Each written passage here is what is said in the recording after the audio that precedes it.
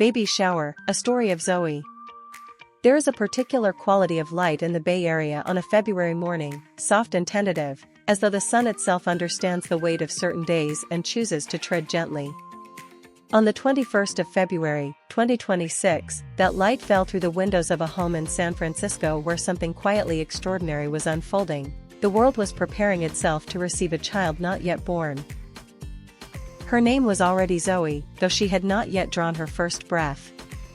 And so the gathering, some 60 souls in all, had come to honor a name, a promise, and the ancient miracle of a life finding its way into being.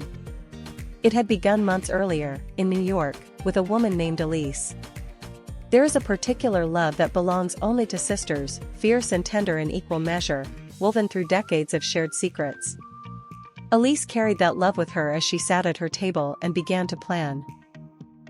The invitations drafted and sent, the gifts solicited from friends near and far, the decorative materials ordered and dispatched across the country.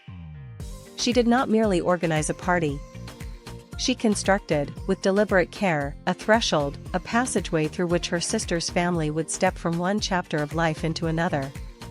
On the morning of the shower, Alise was already at work before the neighborhood had fully stirred. She cleaned and emptied rooms and filled with color and warmth before anyone else arrives to notice. She directed the arrangement of food and drink, the draping of banners, the placement of flowers whose petals held the pale pink and ivory of new beginnings. Somewhere in the bustle, Chris's father produced an air compressor, and the balloons, that most cheerful of human inventions, rose and clustered and bobbed, as if impatient for the celebration to begin. But the detail that drew every eye, the quiet masterpiece at the center of the room, was the work of Chris's mother. She had baked, and in the baking had made art. Each pastry was a small, hand-finished world, sculpted, painted, adorned with images of such delicate invention that guests leaned close and marveled, reluctant to disturb what felt more like gallery than dessert. It was the kind of gift that says, without words, this child is already loved beyond measure. By 11 o'clock, the house had filled with voices. Old friends found one another across the room and moved together with the instinct of people who have been too long apart. Embraces were exchanged, the kind that linger a moment longer than usual, acknowledging the years. Conversations floated easily from corner to corner, laughter, reminiscence, the comfortable liturgy of family and friendship. Guests helped themselves to food, gathered in small constellations, and everywhere the name Zoey drifted through the air like something already beloved. On wooden blocks arranged on the counter, guests paused to write.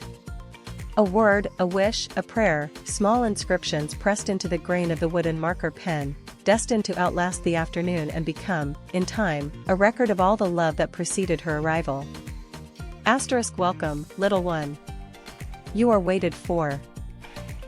Asterisk that was the spirit of every message, however differently expressed. And yet beneath the brightness of that gathering, there moved quieter currents, the kind that only those closest to the surface could feel. Gloria and Chris had come to this day by a longer road than many. Their wedding, already planned, had been postponed more than 2 years by the pandemic that rearranged the world's appointments.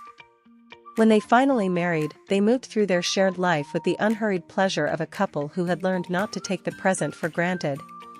They adopted Maddie, a dog of considerable charm and considerable opinions, and for a time, the question of children seemed to answer itself. Perhaps this was enough. But life has a way of asking its questions again. The sight of a friend's infant, the weight of a held baby, the small insistent voice that speaks beneath all rational calculation, these things accumulated, quietly, until Gloria found herself at the edge of a decision. She was 36. The world called it a risk, a complication, a high-risk pregnancy, as though the body could be reduced to a spreadsheet of probabilities.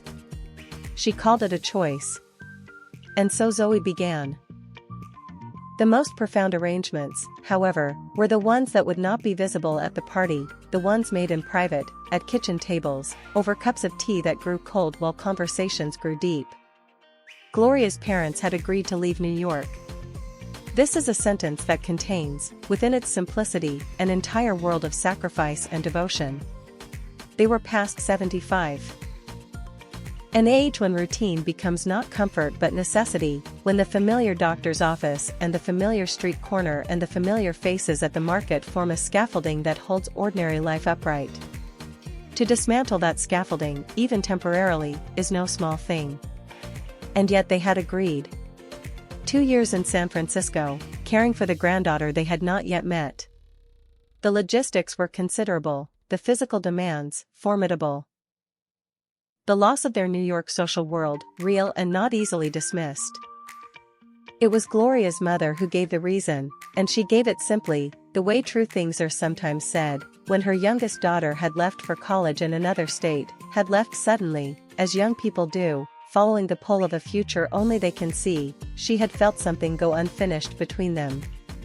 The daily proximity of a mother and daughter, the unremarkable intimacy of shared meals and passing conversations, had been interrupted before its time. The wound was small but persistent, as such wounds often are. Now, across the distance of years, she had been given an unexpected means of repair. To care for Gloria's child was, in some tender and inexplicable way, to return to the care she had once been unable to give. Wow, these bagels look amazing. I know, right? And the fruit is so fresh. Everything looks great. Yeah, perfect spread. In this manner, love finds its way around obstacles it cannot otherwise remove. By early afternoon, the light had shifted. The guests were beginning to take their leave, slowly, reluctantly, with the particular reluctance of people who have been, for a few hours, gathered into something larger than themselves. The banner still hung bright across the walls. The last of the pastries had been admired and consumed. Maddie, Gloria, and Chris's canine daughter, having observed the entire proceedings with the dignified skepticism of one whose household arrangements are about to change considerably. And somewhere in a room fully prepared, in a crib assembled, in a future still 3 weeks distant, Zoe waited. She will not remember this day, of course. She will not know of the sister who flew across the country and waked up before dawn to fill her parents' home with flowers and light. She will not know of the grandmother who spent patient hours at a pastry table, pressing beauty into sugar and flour in her honor. She will not know of the people who wrote their wishes onto wooden blocks, or the grandparents who gave up the life they had built to be present at the beginning of hers. She will only know, in time, and perhaps not even in words, that she arrived into a world that had been arranged, with great effort and greater love, to receive her. That before she was born, she was celebrated. That before she knew any of their faces, she was cherished by each of them. There are children who enter the world and find it already warm. Zoe will be one of those children. And that, perhaps, is the most a life can ask, to begin surrounded by love enough to last it to the end. New life is the miracle the Creator places before us. The meaning of existence lies in giving rise to the lives that will continue long after our own